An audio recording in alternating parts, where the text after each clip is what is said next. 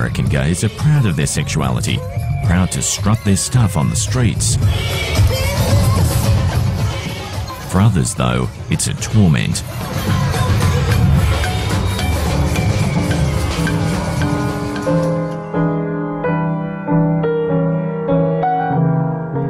Mel White was once a trusted advisor to the religious rights leadership. Christian himself, he married and had children, but was suppressing a secret. He was gay. He spent decades desperately trying to change his sexuality, even enduring exorcisms and electroshock treatment. They had me bring pictures of men, including myself, that I found attractive, and then they put in pictures of women and mixed them up. And they gave me the controls so they wouldn't see themselves as abusers. And they said, when you see an attractive man, you turn up the power. And then we'll change it, and then when you see attractive women, we'll turn down the power. It was just that simplistic. So it's almost Pavlovian, is it? That It's you totally, see a man, it's behavioral. zap. Yeah, see a man, zap. None of it worked. Eventually, Reverend White embraced his homosexuality, reconciling it with his Christianity. He now lives with another man and calls it a happy ending, but it only came after decades of confusion, shame and suffering.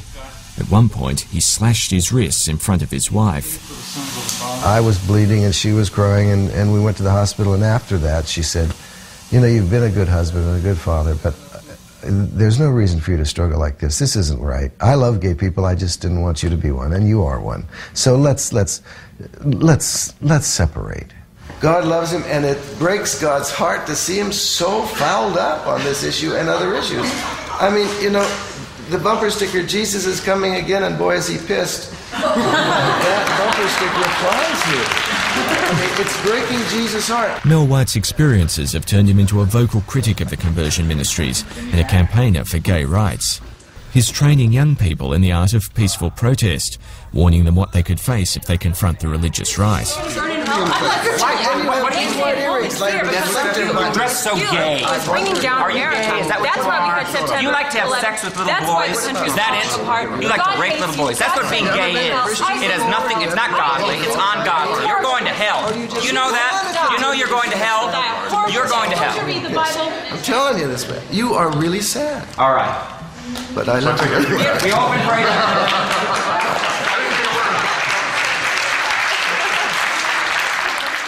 Gays are killing themselves as much as being killed. And much of that is because they fail at the ex-gay movement. They feel like such a failure when God doesn't change them, then they feel like, okay, I'm a failure and I should die. We have all kinds of people that I have buried who've left suicide notes that said, I didn't know how else to settle this. I couldn't make it right with God, and I can't make it right with myself.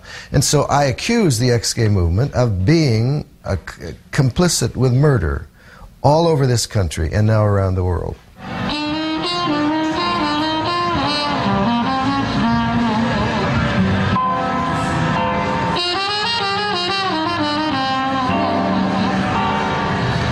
The ex-gay movement now has a new focus, a new target: young people. Memphis, Tennessee is home of the blues and the oldest reorientation ministry. It's called Love in Action, and it offers live-in therapy.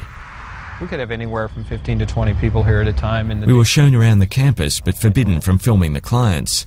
A 2-week course here costs $2,500.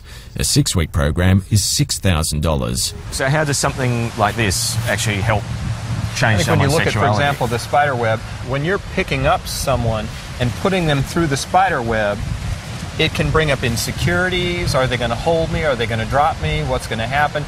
John Smid is Love in Action's director. He's been on a sexual roller coaster.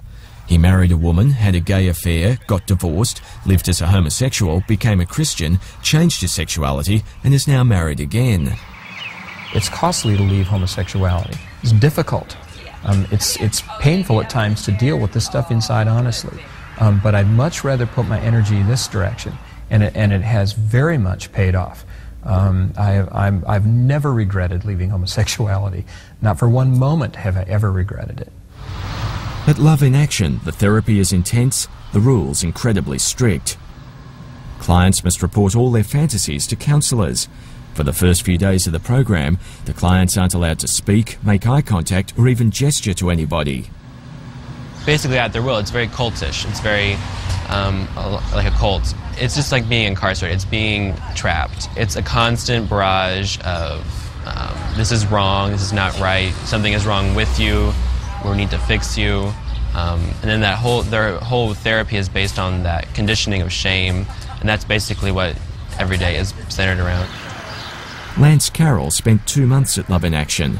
He's still gay, despite being subjected to the extraordinary restrictions listed in Love in Action's rulebook.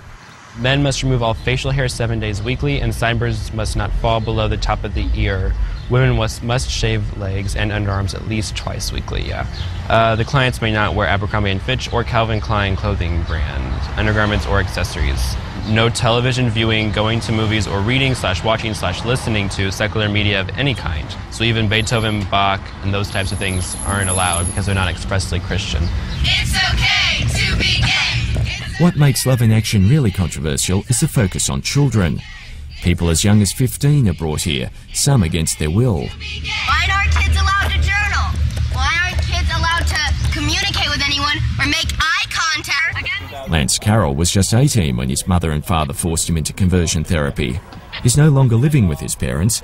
His mother in particular can't handle having a gay son. Definitely supportive for myself. My mom went crazy, and she was beating me and hitting me around and yelling hateful things like queer and faggot, pussy, all these terrible things.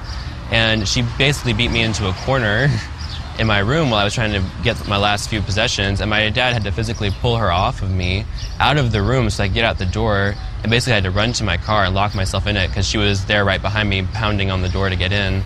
We believe as Christians that Christian parents have not only the right, but they have the obligation to raise their children in the way that they feel is appropriate, right, morally, ethically, and spiritually.